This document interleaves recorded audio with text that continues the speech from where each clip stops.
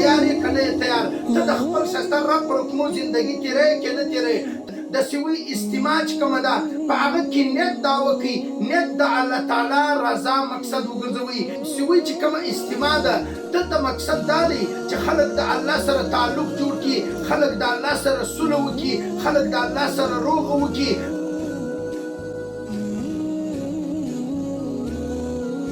اوس موږ خبره پر دې باندې کوو دا ګوره رسول الله احمد مجتبی محمد مصطفی صلی الله علیه وسلم فرمایي وایي ته د ایمان په باره کې مذاکره سره کوي چې ایمان ستې د تازه سي د مؤمن دپاره دا پکار دی چې پر هر ځای باندې دی خپل مؤمنان په خپل لفظ کې د ایمان مذاکره کوي ایمان تازه سي او بل د سوي چې کومه استماع ده دلته مقصد دا دی چې خلک د الله سره تعلق جوړ کړي خلک د الله سره سوله وکړي خلک د الله سره روغه وکړي خلک د خپل ښایسته رب سره سوله وکړي او خپل حاجتونه خپل مسائل خپلې پریشانیانې خپل ګرومونه چې کوم دي هغه د خپل ښایسته رب سره د هغه د الله تعالی سره د خپلو مسایلو حل وغواړي د دې دپاره مؤمنان سره یو ځای کېږي او بیا په دې کې مقصد دا دی چې د الله تعالی پر حکمو باندې به ژوند مین مقصد دا دی د الله تعالی پر حکمو به زندگی تیرو او د محمد رسول الله صلی الله علیه وسلم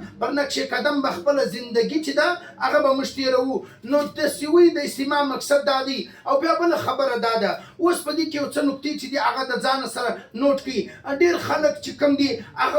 وایي زه نو استماع له نه ځم پلانی تبلیغي دی دي یاره پلانی تبلیغي شد دی بد دی هر رقم چې دي پرېږده هغه ځان له پرېږده ته د خپل ښایسته رب سره د سولې دپاره تیار یې که نه یې تیار ته د خپل ښایسته رب پر حکمو زندګي تېروې که نه تېروې ته د الله تعالی پر نقش د رسول الله پر نقش قدم زندګي تېروې که نه تېروې د دغه دپاره سوي استماع چې ده هغه ډېره ضروري ده چې ولاړ سو موږ ته او بیا بله خبره دا ده د سوي استماع چې کومه ده په هغه کې نیت دا وکړي نیت د الله تعالی رضا مقصد وګرځوئ یعنې زه هر یو دي دا نیت وکړي په ده کې ډېر انسانان داسې شته چې هغه د سوي استماع له ځي مګر نیت یې دا وي روان سي د دې ځای څه بیا د هغه رقم چې کوم دی یا پر دا بولان باندې یو څه فروټ یې د ځانه سره اخیستي بیا هغه فروټ خوري بیا هلته چکر وي وایي ودرې بیا به په طبیعت لاړ سو داسې لږ احتیاط کوي د داسې شیانو سره او بله خبره دا ده موږ له پکار دا دی چې موږ یو څو کسانو ته نه وګورو موږ له دا پکار دی چې موږ د سوي استماع چې کومه ده هغه د خپل ځان دپاره فرض وبولو ولې په وجه د دې ماتې تولې چې رسول الله صلی الله علیه وسلم فرمایي وایي ته د ایمان په باره کې مذاکره کوئ چې ستا ایمانونه تازه سي نو د سوي استماع په باره کې د هلته د علماو د جهد علما کرام بیانونه شروع وي هلته د الله تعالی بړایي بیانېږي نو موږ ته دا پکار دی چې هلته ځان ورسو او هلته خپل ایمانونه چې کوم دي هغه تازه کړو او بیا د هغه رقم چې کوم دی ډېر خلک وایي چې زه خالي به دواله ولاړ سم یا به زه یوه شپه ولاړ سم بهتره طریقه دا ده چې د سوي استماع د شروع سره تر اخره پورې ته ورسې او په دې کې حصه واخې ځکه په دې باندې نه ده معلومه دا یو شی د ځان سره نوټ کړي په ژوند کې دا نه ده معلومه چې ستا ژوند څه رقم او د څنګه مشکلات سره ته مخامخ او د قرضدارۍ سره مخامخ د مسایلو سره مخامخ د حالاتو د پریشانۍ سره مخامخ نه ده معلومه دغه سوي استماع ستا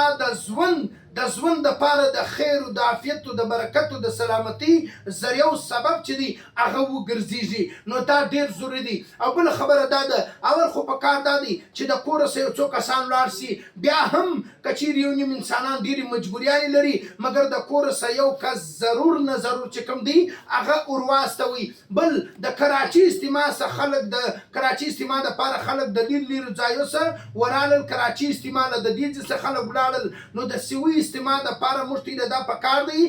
دا موږ ته نږدې هم ده ډېره بې ډېره زیاته نږدې هم ده او دا د بلوچستان د خلکو دپاره ډېر سهولت دی نه ده معلومه بیا په داسې استماع کې موږ ته موقع میلاو سي او که نه سي میلاو نو کوشش ډېر ضرور وکړي او چې په دې کې حصه واخلي او بله خبره دا ده خپل مسایل په خپل ښایسته رب باندې حل کا او بله خبره دا ده چې نه ده معلومه چې ستا درنې مسلې الله تعالی په فضل و کرم سره په سوي استماع کې حل سي او ته را روان سي د خپل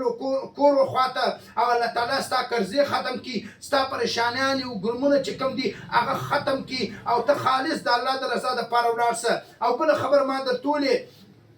چې خلک خو رقم خبرې کوي و دې خبرو ته مه ګوره چې دا حق دی دا باطل دی پلانی څه وایي پلانی دی ویل پرېږده دا خبرې د جهان خبرې پرېږده د جهان په خبرو باندې خپل دماغ مه خرابوه نیت د الله رضا مقصد وګرځوه روان سه د الله تعالی د رضا دپاره الله تعالی به تا ته د خیر او د عافیت زندګي در نصیب کړي. بیا نورو خبرو ته مه ګوره خالد دا یوه خبرې ته وګوره چې دا د محمد رسول الله صلی الله علیه وسلم طریقه عمل دی. او بیا نورو خبرو ته مه ګوره خالد دا ته وګوره چې قرآن تا ته څه وایي کنتم خیر امة اخرجت للناس تأمرون بالمعروف وتنهون عن المنكر وتؤمنون بالله. ګوره قرآن کې الله تعالی مشتی ته وایي چې تی بهترینه امت یاسته تی رایستل سوي امت یاسته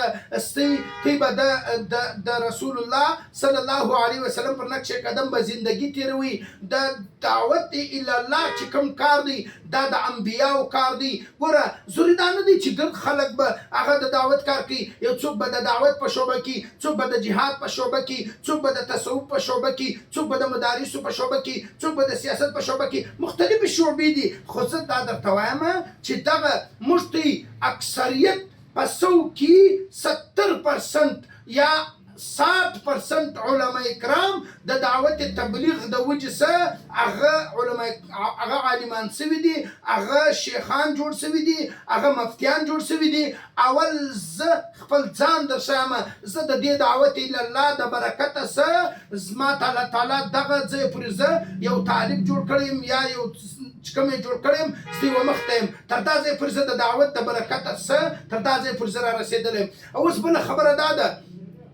زنانې خوندې وایي اشد دغه استماوي چې کومې دي دا زموږ دپاره نه دي یا دغه استماوي به موږ څنګه ځان په دې کې ګډوو او موږ ته به څنګه حصه میلاویږي. زنانو خوند دپاره دا پکار دی چې د دغه استماو دپاره نفلونه وکړي دعاګانې وکړي ذکرونه وکړي او د دې د امن دپاره د الله سې وغواړي او روزې ونیسي. په دغه استماع کې چې کومې دعاګانې کېږي کوم ذکر او اذکار او نفلونه عبادتونه کېږي په دا ټولو کې د دې زنانو خوند بیا حصه ده. یعنی دا داسې دی لکه دغه زنانه چې ورله دلته خپل حصه چې د هغه په دې کې شامله کړه نو که زنانې خوندې پر کور باندې ناستي هغه دې ضرور ذکر و اذکار نفلونه عبادتونه ورله وکړي دا خبره ده. او بله خبره د زنانو خوندو دپاره دا پکار دی چې کومه زنانه وایي چې زه ورسم ورله د هغې دپاره دا پکار دی د هغې دپاره دا پکار دی چې هغه ضرور نه ضرور یا خپل بچی خپل خاوند خپل د کور یو نارینه که هر څوک هغه ضرور و هغه ته ترغیب ورکړي و هغه ته ووایي چې ضرور په سوي استماع کې به ته ځان شاملې. او بل کله چې څوک سوي استماع له ځي شیطانان و هغه ته په ذهنو کې بهانې وراچي وایي ستا خو نو دوکان دی ستا خو ذمهواریانې دي ته خو مصروف یې دا مصروفیت خو سر و کال دی دا خو 3 ورځې دي دا به ته په پوه نه سې تېره به سي. او بل که چیرې یو څوک د الله په لار کې وځي د 4 میاشت دپاره د 7 میاشت دپاره د چلې دپاره هر څو ټیم دپاره چې وځي هغه دې د داسې وي استماع څه خپله اراده چې د هغه وکړي. ولې دغه ما ته یوه خبره وکړه چې زه ډېر کشر ولم زه د مدرسې څخه چټۍ سوم مګر زما مورکۍ چې کوم ده هغه به زه دستي په تبلیغ کې واستولم 2 وارې استولی یم یو واره هم نه 2 وارې استولی یم زیات یې استولی یم زیات وختونه مې لګولي دي. دا زما مورکۍ چې کوم ده نن په هغې کې د دې پوره حصه ده او ثواب دی او خپلو بچانو ته دا ترغیب ورکوي. داسې ماشومان که چیرې په مزماتې ته مخکې مولیدي که په مسجدو کې تبلیغیان چې راغلي ناست دي هغه نور ترغیب نور دعوت نه ورکوي دا تبلیغیان دا خبره کوي و هغه ماشومانو ته دا ترغیب ورکوي وایي کلمه راته بیان که ما ته د الله حکمونه بیان که ته څنګه ژوند کوې لمونځ دې څنګه دی مور پلار سره ښه کوه هغه ماشومان ته دا خبرې کوي. نو خپل زه هم د هغه رقم وم پکښې نیوالي دا یو د برکت لار ده او دا د انبیاو کار دی. نو زه ته دا خبره کوم په خبرو پسې مه ځئ فاتو خبرې پرېږدئ وځئ د الله په لار کې. ولې دا دنیا ډېره مختصره هم ده او عرضي هم ده. الله تعالی دې موږ ته پر دې باندې د عمل کولو توفیق را نصیب کړي. واخر دعوانا الحمدلله.